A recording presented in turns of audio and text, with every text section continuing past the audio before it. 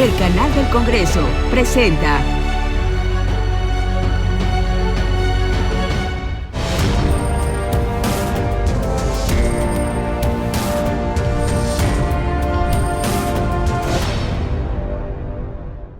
El Senado de la República avaló la reforma que garantiza de manera integral los derechos de los pueblos y comunidades indígenas y afromexicanas.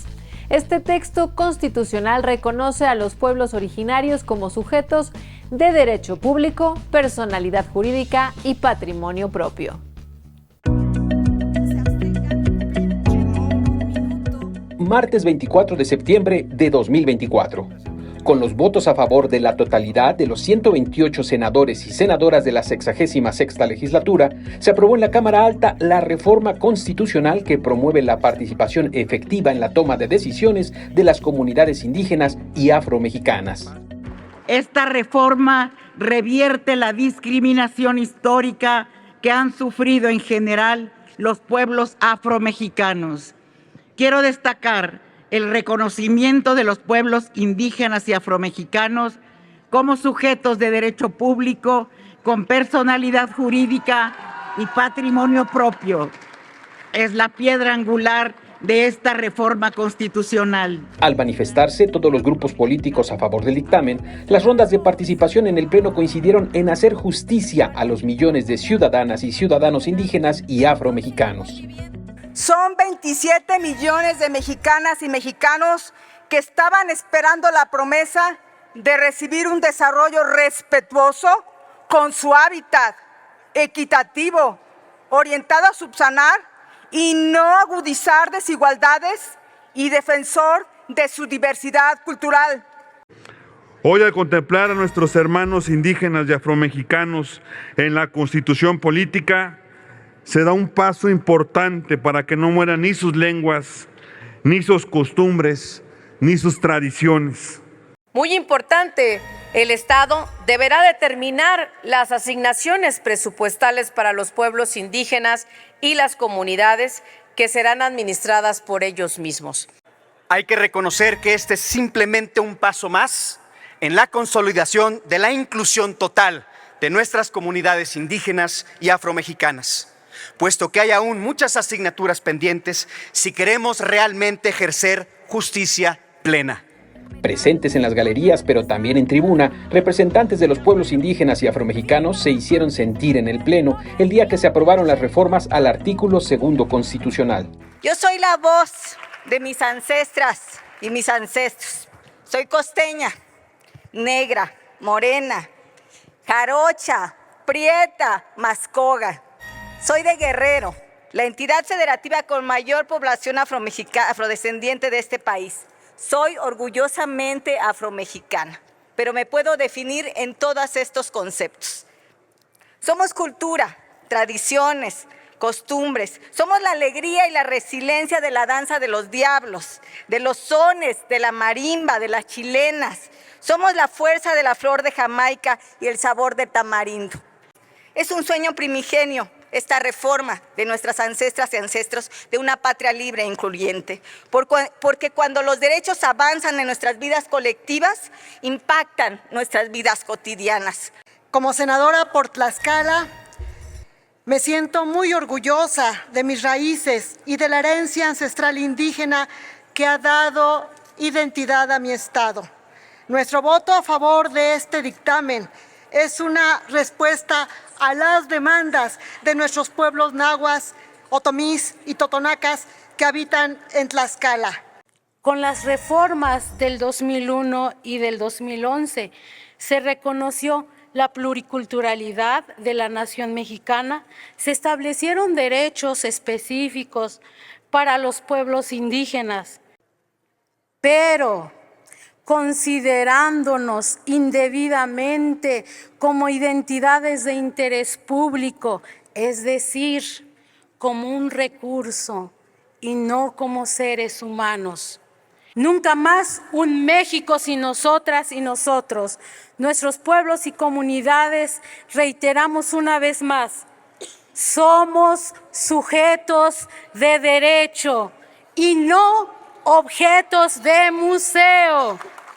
Nunca más un México subordinado, nunca más un México sumiso, nunca más un México sin mujeres indígenas. Hiarinachin, Celeste Asensio, Cajiparacho, Anapu y San Isidro Otopoco.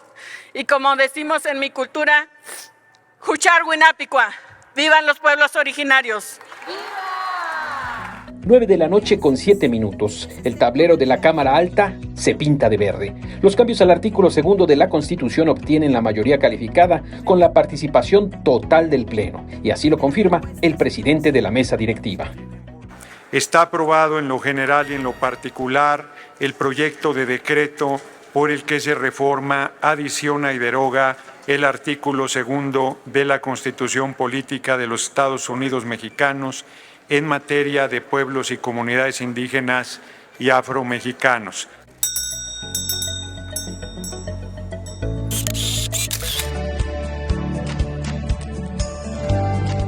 México da un nuevo paso al reconocimiento colectivo de los pueblos indígenas y afromexicanos, cuya deuda histórica venimos arrastrando desde que somos un país independiente. Con esta reforma saldamos una deuda histórica con ellos y reconocemos sus aportaciones, su legado, sus tradiciones, su riqueza cultural, que son origen, destino, historia y orgullo de nuestra patria. Esta reforma constitucional es sumamente importante porque apunta justamente a algo que ha sido una exigencia de los propios pueblos originarios, que se les reconozca realmente como sujetos de derecho, es decir, que tengan que definir o que tengan todas las posibilidades de esa autonomía para decidir sobre su territorio, sobre cómo se apropian y demás. La aprobación de la reforma constitucional reconoce a pueblos indígenas y afromexicanos con sus lenguas originarias y de igual manera garantiza el fomento y respeto a todas las formas de expresión cultural emanadas de dichos pueblos.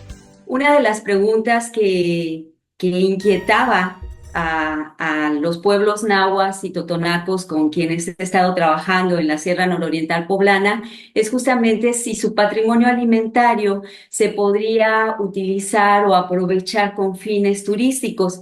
Y entonces las cocineras, los productores dijeron sí, pero tenían un gran problema que enfrentar, que es justamente el uso indiscriminado de sus recetas, de sus saberes, por parte de agentes externos a ellos. Otra deuda que se pretende saldar con la reforma al artículo 2 se enfoca en el derecho de las mujeres indígenas y afromexicanas a participar de manera efectiva, con igualdad sustantiva, en la toma de decisiones para el desarrollo de las comunidades. Ahora el reto es trabajar con ellas de la mano sobre acciones en educación, salud, violencia obstétrica, algunas de las cosas que hemos estudiado de cerca con nuestras hermanas en la costa, tienen poco acceso a salud ginecobstétrica, también como mujeres indígenas. Entonces, creo que ahí es importante comenzar a trabajar esos retos. Además de proteger la identidad cultural de pueblos y comunidades, la reforma reconoce el patrimonio biocultural, material e inmaterial y protege la propiedad intelectual colectiva.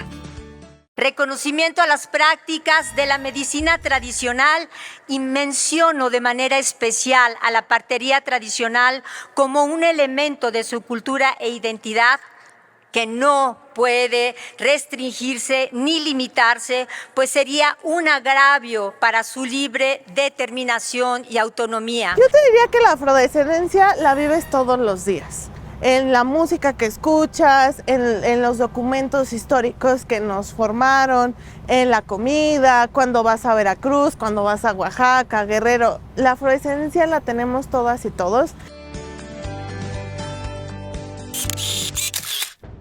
El 27 de septiembre de 1821, el Ejército de las Tres Garantías, también conocido como el Ejército Trigarante, entró de manera triunfal a la Ciudad de México, lo cual significó la consumación de la independencia. Después de 11 años de cruentas batallas, el 10 de enero de 1821, el coronel Agustín de Iturbide, quien entonces pertenecía al ejército realista, tuvo que convencer a los insurgentes para que apoyaran su proyecto para suspender las acciones militares. Iturbide se acercó principalmente a Vicente Guerrero para que respaldara su propuesta. Después de varias cartas, a través de las cuales intercambiaron opiniones, Guerrero cedió a los argumentos de Iturbide y firmó el Plan de Iguala. El 24 de agosto de ese mismo año, Agustín de Iturbide se reunió con Juan O'Donoghue, quien era un jefe político de la Nueva España, para firmar los Tratados de Córdoba. En esos tratados se reconocía al Imperio Mexicano como nación soberana e independiente, cuyo sistema de gobierno sería una monarquía constitucional moderada. Para que el tratado tuviera efecto, era necesario vencer al ejército realista que ocupaba la capital del virreinato, por lo que el ejército de las Tres Garantías continuó su marcha hacia la Ciudad de México. En primera instancia, los tratados de Córdoba fueron rechazados por las autoridades peninsulares, pero para evitar más derramamiento de sangre, firmaron un armisticio fechado el 7 de septiembre de 1821. Días después, el 23 de septiembre, las tropas realistas deciden abandonar la plaza y permitir la entrada del ejército trigarante. Desde Tacubaya, Agustín de Iturbide envió un aviso en el cual anunciaba la entrada del ejército imperial a la Ciudad de México el 27 de septiembre. Llegado el día y con gran expectativa, los habitantes de la ciudad presenciaron la entrada triunfante del ejército trigarante, comandado por el coronel Agustín de Iturbide. En medio de aclamaciones y festejos, el ejército trigarante marchó desde Bucareli hasta la Plaza Mayor, consumando así la independencia del Imperio Mexicano. Tras una larga jornada, la Cámara Alta avaló la reforma enviada por el Ejecutivo Federal que reconoce a la Guardia Nacional como una fuerza de seguridad pública profesional de carácter permanente, dependiente de la Secretaría de la Defensa Nacional.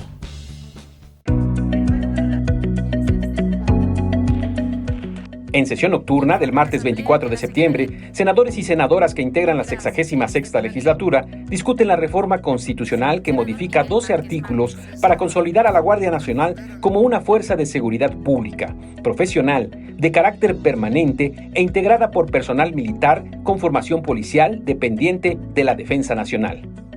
Presenta el dictamen la senadora Citlali Hernández a nombre de las comisiones de puntos constitucionales y de estudios legislativos. La Guardia Nacional estará a cargo de ejecutar la Estrategia Nacional de Seguridad Pública y esto es fundamental porque dicha estrategia será formulada por la Secretaría de Seguridad y Protección Ciudadana. Se faculta al Poder Legislativo a expedir las disposiciones secundarias para fortalecer el pilar normativo y brindar certeza jurídica a la participación auxiliar del Ejército, de la Fuerza Aérea y de la Armada Nacionales en labores de seguridad interior y de seguridad pública.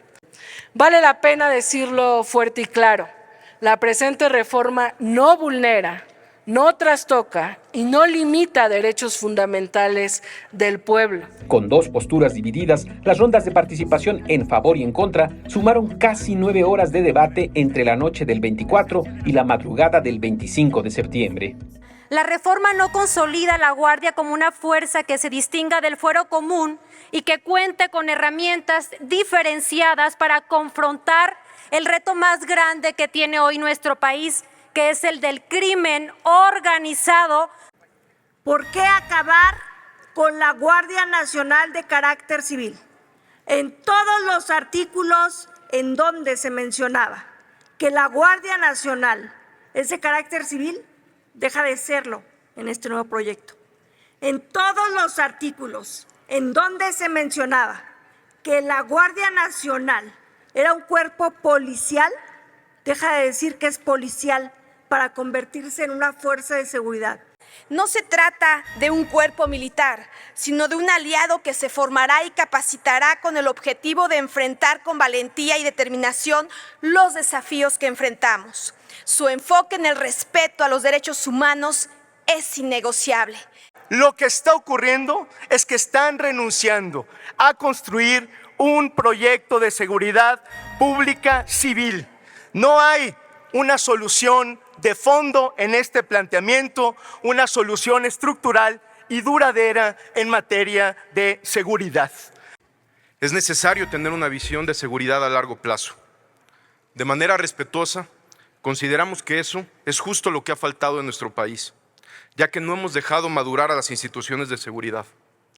Con esta reforma, la Secretaría de la Defensa Nacional utilizará su fortaleza institucional, la cual es crucial para el desarrollo, consolidación y permanencia de la Guardia Nacional, sin importar los cambios de administración. Todos hemos visto las condiciones en las que se encuentran algunas comunidades de nuestro país y el poder de fuego que tienen la delincuencia organizada. Necesitamos forzosamente un cuerpo como la Guardia Nacional para que brinde el apoyo y el andamiaje adecuado a los investigadores y agentes de inteligencia que trabajarán para nuestro país. Esta reforma no es solo un ajuste normativo, es una oportunidad histórica de consolidar una estrategia de seguridad eficiente, coherente, coordinada, a largo plazo, capaz de hacer frente a los retos actuales de la nación. Yo vengo a hacer un llamado a la reflexión. El senador Márquez dijo algo que es muy atinado. Dijo, démosle oportunidad al nuevo gobierno de construir un proyecto de seguridad. Yo le tomo la palabra y le invito a que nos sumemos todos. Pasada las 6 de la mañana del 25 de septiembre llegó la hora de la votación. Poco a poco el tablero se fue salpicando de verde y rojo. Al final, a las 6:28, se emitió el último voto, resultando 86 a favor y 42 en contra. La reforma, que modifica diversos artículos sobre la Guardia Nacional, quedó aprobada. Hay mayoría calificada. Se remite a las legislaturas estatales para los efectos del artículo 135 constitucional. La Ley General de Derechos de Niñas, Niños y Adolescentes define y establece en su artículo 13 los derechos a la intimidad personal y familiar, al resguardo de datos personales, a la no discriminación, así como a una vida libre de violencia. Sin embargo, la era de las redes sociales obliga a reflexionar y tomar medidas más contundentes, tanto a nivel legislativo como en casa, a fin de mantener dichos derechos a salvo.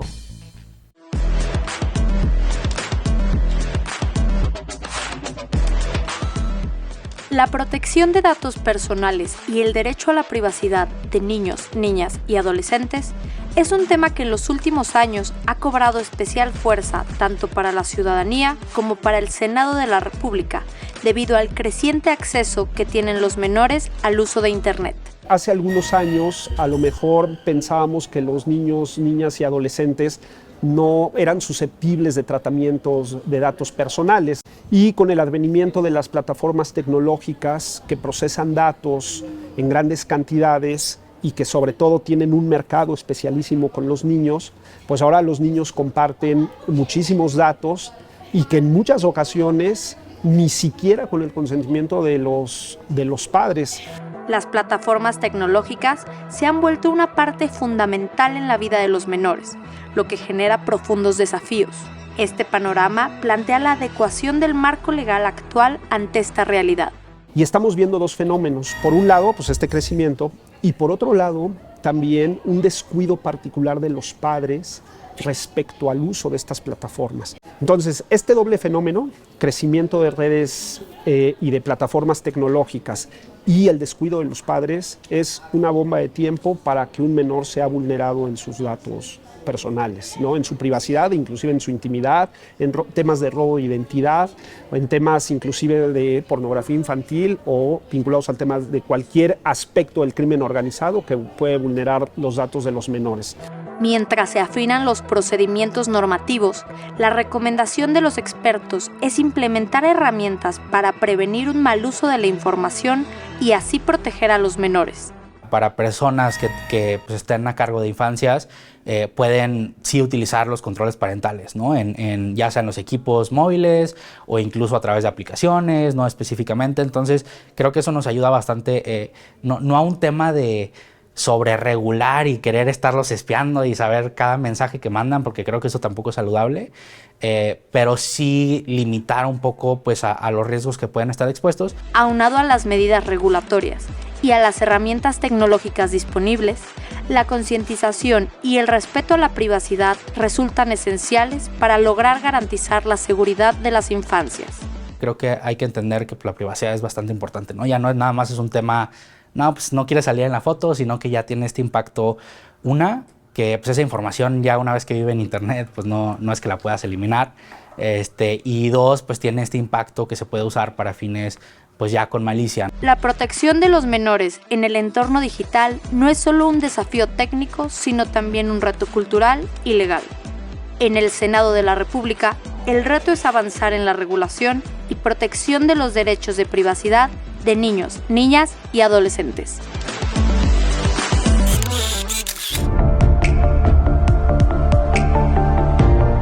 Entre la actuación y la acción real, desde muy joven Omar se decidió sin titubear por la última, y más concretamente del lado de la ley.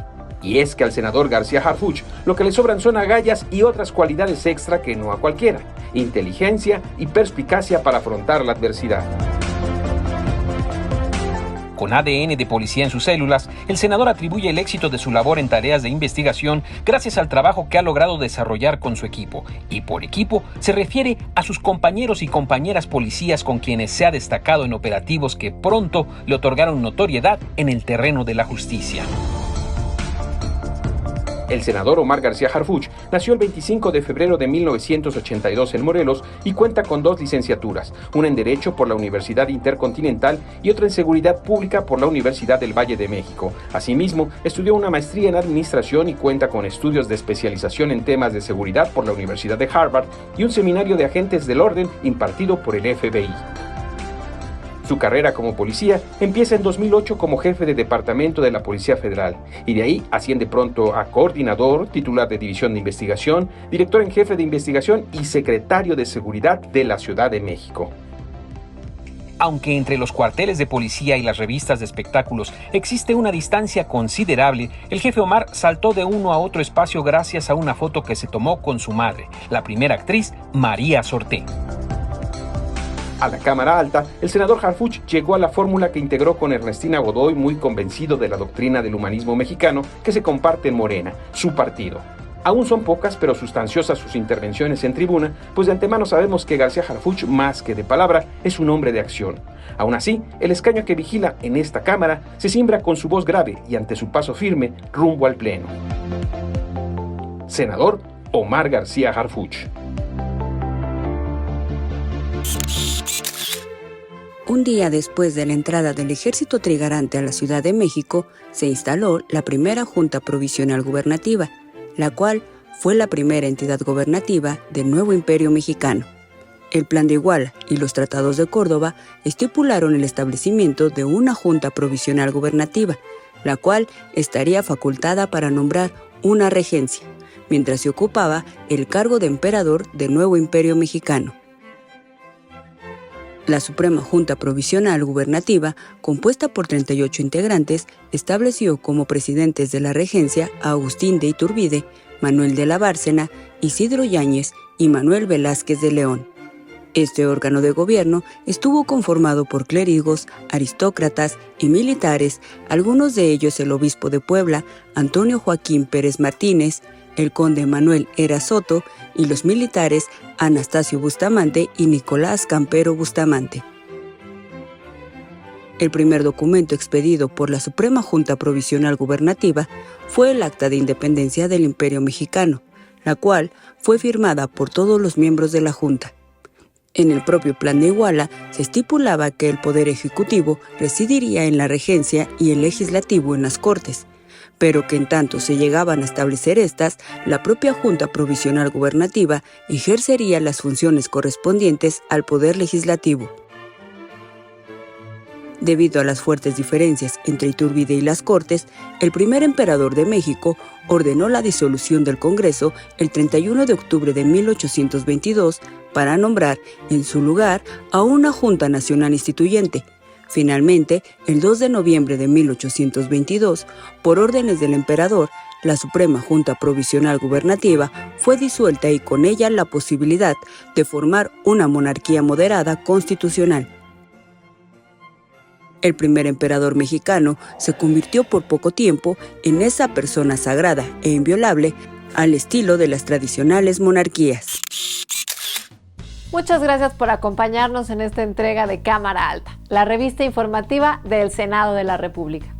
En pantalla aparecen en estos instantes los medios de contacto para que nos envíen sus comentarios, sugerencias o aclaraciones. Soy Paulina Usigli y en nombre de quienes participamos en este programa, los invito a que nos acompañen la siguiente semana en una nueva entrega de Cámara Alta. Mientras tanto, pásenla muy bien. Hasta entonces.